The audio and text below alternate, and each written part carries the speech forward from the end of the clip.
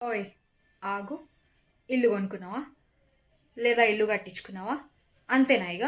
దానికి ఇంటీరియర్ ఎవరు చేపిస్తారు?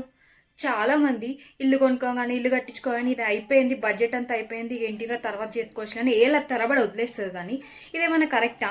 నువ్వు అంత ఖర్చు పెట్టి ఇల్లు కట్టించుకోనో లేకపోతే ఇల్లు కొనుక్కున్నాక దానికి ఇంటీరియర్ చేయకపోతే ఏమన్నా లుక్ వస్తుందా చెప్పు?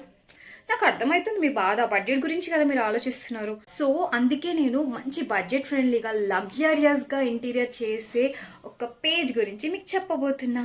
డీటెయిల్స్ కావాలా? అయితే వీడియో మొత్తం చూడండి.